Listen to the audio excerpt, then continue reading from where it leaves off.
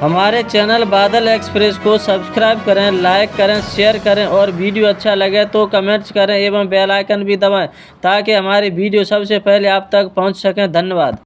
कि रामायण महाभारत देश में हुई नहीं।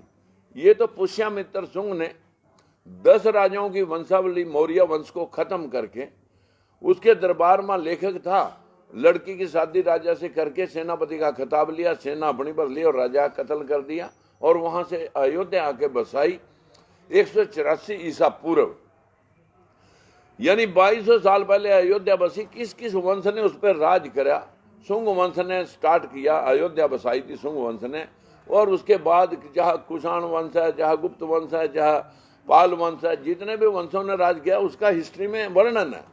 वहां कहीं राम की जो अयोध्या बसने से पहले, अब जब अयोध्या में जन्म हुआ तो उससे अयोध्या बसने से पहले तो राम नहीं आए होंगे, लेकिन हकीकत में पूरे देश के अंदर 4 करोड़ मंदिर हैं। देश के अंदर वर्ल्ड लेवल की 4 यूनिवर्सिटियां हैं नहीं। 15 लाख करोड़ रुपए का बजट हर सालाना लोगों की जेब से उठ करके मंदिरों में चला जाता है। और अब तो सरकार कह रही है कि मंदिरों के महंतों को उनको तनख्वाह भी दी जाए। देश के अंदर अगर सरस्वती लक्ष्मी पूजा से धन और ज्ञान आना था तो फिर वो सारा हमारे भारत देश में आना चाहिए था। वो जो इधर Canada, America, Australia, Dubai, Japan, चीन, रूस, वो धन तो सारा वहां चला गया, ज्ञान सारा वहां चला गया। जितने मोबाइल, लैपटॉप या जितने भी टेक्नोलॉजी है वो सारी जापान की है। 70% देश में, दुनिया के अंदर। चीन तो मल्टीप्लाई करके सारे विश्व के बाजारों में उतरा पड़ा है। हम यहाँ सरस्वती लक्ष्मी की पूजा करके अपने दिल बढ़ावे कर रहे हैं और विश्व जो है ना कहाँ का कहाँ पहुंच गया। हम चाहते हैं कि देश के अंदर इतने देवी देवता 33 करोड़ थे, सारे बार ये देश गुलाम होया, कभी मुगलों का, कभी आर्यों का, कभी अंग्रेजों का।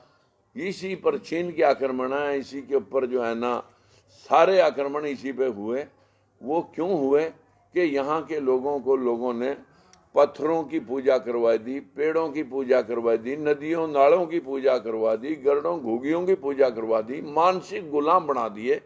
और ये मानसिक गुलामी ही इस बैकवर्ड के 85% लोगों को पशु बना करके इस्तेमाल वो लोग, चालाक लोग कर रहे हैं, जो लोग हुनरमंद हैं कि किसको कैसे गुमराह किया जा सकता है।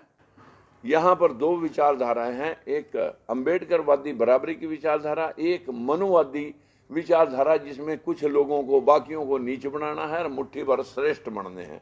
कौन से हवाई जहाज और इन्होंने लोगों ने वो बना दिए लैपटॉप और टीवी, मोबाइल, जिससे हम उनको श्रेष्ठ माने। सुप्रीम कोर्ट में 9 सितंबर 1976 को ललई सिंह यादव की किताब का इलाहाबाद हाई कोर्ट ने उसको सही मानना था, जिसमें उसने कहा था कि अगर सूरज को कोई खा सकता है, मैल से बच्चे बन सकते हैं, 10 सिरों वाला आदमी हो सकता है, आदमी की गर्दन के ऊपर हाथी की गर्दन लग सकती है, तो आज क्यों नहीं? अगर गरुड़ घुगियां, कौवे, पक्षी बोलते थे, समुद्र बोलते थे, तो अब क्यों नहीं, जब साइंस टेक्नोलॉजी इतनी आगे बढ़ी। ये तो सुप्रीम कोर्ट ने अंधविश्वास का चीरहरण इलाहाबाद हाई कोर्ट ने किया।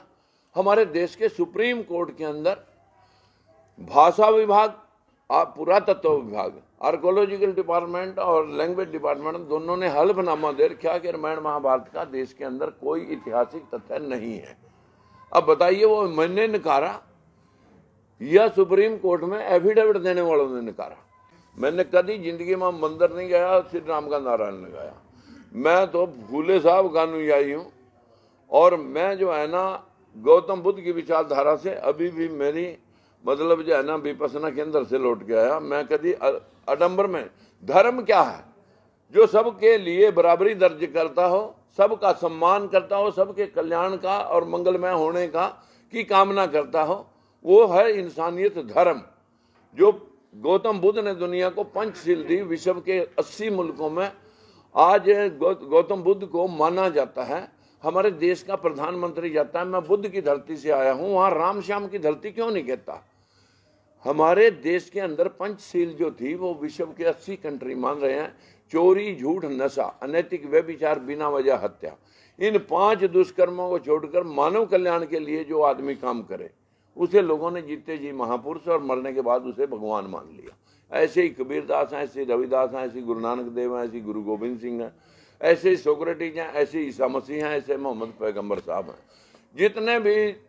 जितने भी भगवानों का मान रहे वो सब इंसान हुए। अगर ये इंसान हुए तो इनका भी इतिहास होना चाहिए था। तो इसलिए हमारा मानना है कि हम ऐतिहासिक तथ्यों के ऊपर बात करें। और इस देश की गरीबी का मूल कारण है अंधविश्वास। सत्ता हथियाने के लिए एक अच्छा मुद्दा है, क्योंकि भावनाओं से खेलना, और जब उनके ऊपर कोई व्याख्यान करता है तो इनकी भावनाओं को चोट लग जाती है। हमारी भावनाओं को कभी 4000 साल में चोट ही नहीं लगी, न 73 साल की आजादी में चोट लगी। ढोल गवार शूद्र पशु नारी सकल ताड़ना के अधिकारी, कि जैसे ढोल को पीट के काम लिया जाता है वैसे ही शूद्र को, नारी को, पशु को पीट के काम लिया जा सकता है। What is that. फिर दूसरी बात, पूज्य विपर चाहे गुणहीना, मत पूज्य शूद्र को चाहे गुणस्वीन। कितना भी गुणवान हो, शूद्र पूजनीय नहीं है। सिर्फ पूजनीय वो है जो ब्राह्मण कुल में पैदा हो गया, चाहे कितना भी मतलब गुणहीन क्यों ना हो। बताइए क्या शास्त्रों ने की, इंसानों ने लिखे ये शास्त्र अपने पक्ष को रखे।